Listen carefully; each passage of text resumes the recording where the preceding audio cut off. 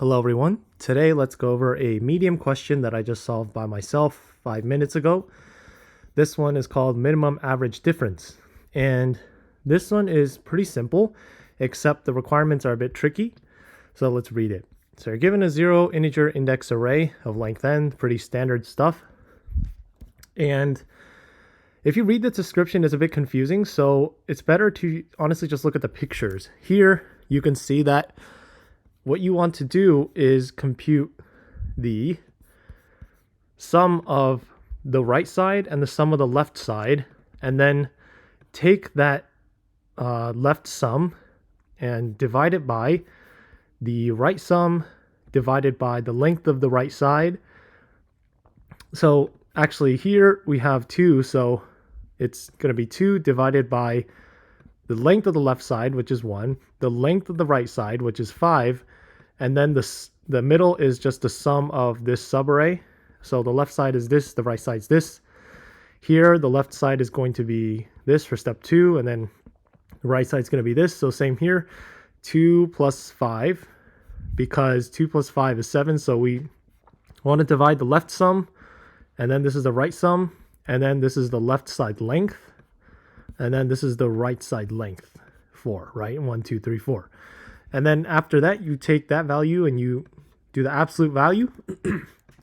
And then you want to return the result of that, whatever is the smallest, you want to return the index of that occurrence. So it's pretty easy to come up with a brute force approach. You just have to be careful. So let's go ahead and iterate from left to right over the array. Length of nums. And then, okay, so let's call this left sum and right sum. So left sum is going to be what? It's going to be, so this is the, let's just annotate this so we can not make mistakes as we're coding. So here, this is going to be the left sum. So left sum, and then left length, right sum, right length. So left sum is going to be sum of everything up to including nums. So sum of nums by plus 1 inclusive, because Python goes up to not including this. Then the right side is going to be sum of nums of I plus 1 to the end. Let's print this to make sure. So 2 and 25. All right, 2, and then 5 plus 3 is 8, plus 9 is 17, plus 5 is 22, plus 3 is 25. So 25, good. 2 plus 5 is 7, we're good. And then 3 plus 9 is 12, plus 5 is 17, plus 3 is 20. So we're good there. Here, 2 plus 5 plus 3 is going to be 10. And then 9 plus 5 plus 3 is going to be 17. So we're good there. It looks like we're all good. So now let's go ahead and find the other two pieces, which is the left length and the right length. So the left length is going to be I plus 1, because if we're here, I is 0, 0 indexed array, right? Then it's just plus 1. Here, the length up to this point is 2. So the left length is I plus 1, but the right length is going to be, let's think about this. So here, this is 5. What is the length of the whole array? It's 1, 2, 3, 4, 5, 6. 6 minus I plus 1, right? So it's going to be length of nums minus I plus 1. Here, let's test it again. So length of nums is 6. So we want to get 4. So 0, 1. So 6 minus 1 is 5. 5 minus 1. It's not supposed to be plus 1. So let's print the left length and the right length. So 1 and 5, good. 2 and 4, good.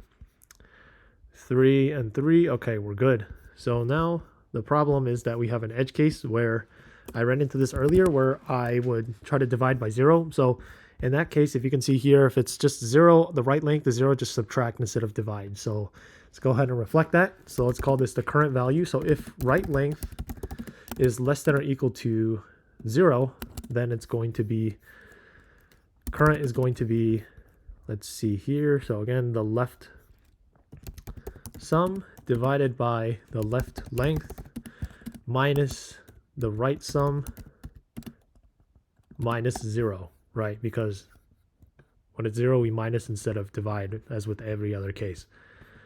And then we take the absolute difference of that, because absolute difference.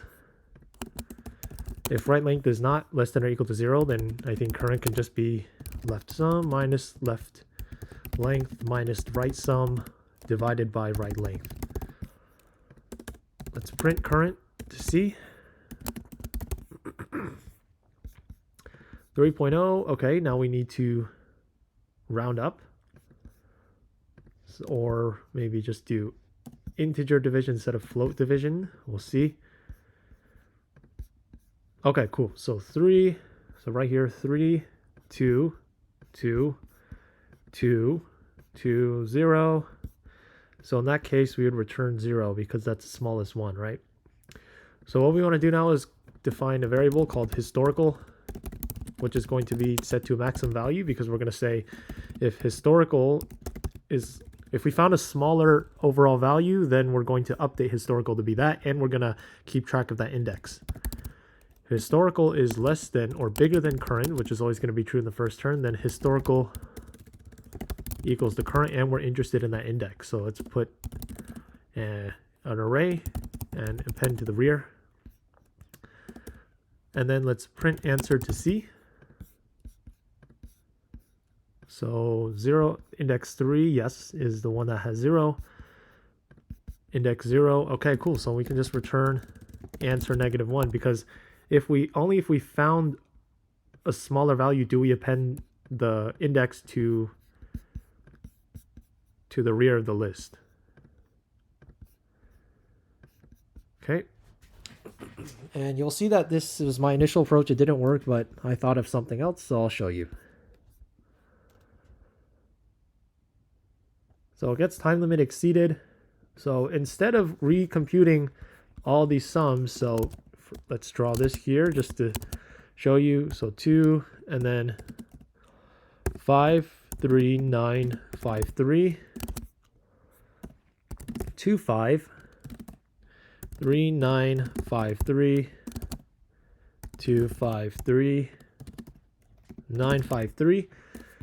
So if you observe something here, we can just, to the left sum, we can add the current element for a cumulative sum, and then from the right side, we just subtract the current element from the total sum. So in this case, the total sum would be 25, I think. So on the left sum would be 2, and then the right sum would be 25 minus 2 is 23.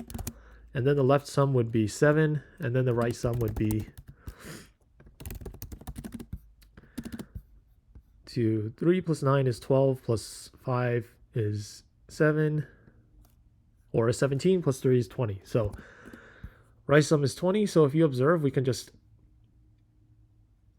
subtract 2 and then subtract another 5, because, or we can subtract 2 here, and then we could subtract. So to get right sum, let me think about this again. This is just, let's have the total sum is going to be the total sum minus the cumulative sum. Hold on, is this right? 3 plus 9 is 12, plus 5 is 17, plus 3 is 20. Yep, okay. So the left sum is supposed to be 7, and the right sum is supposed to be... No, this is not correct, because 20 plus 7 is over 25. Okay, so 3, and then... Okay, so let's try to think about this. The total sum here is 7. Is the total sum 25? Let's see. 2 plus 5 is 7, plus 3 is 10, plus 9 is 19. 19 plus 5 is 24. Okay, the total sum is 27. That's the problem. Okay, yeah, so this would be 25, and then we'd subtract 2, and then we'd subtract another 5. So subtracting 2 is 25, subtracting another 5 is 20, and vice versa.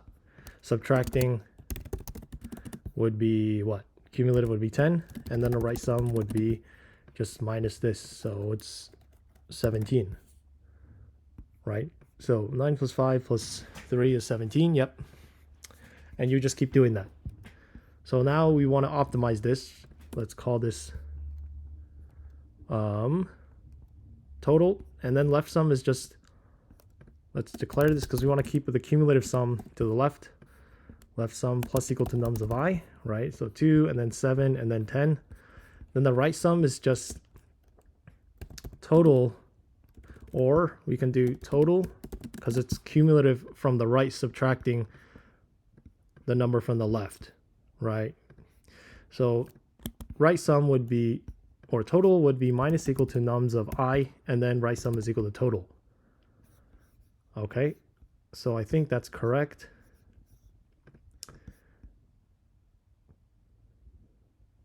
And now if we get rid of the print statements, this actually works.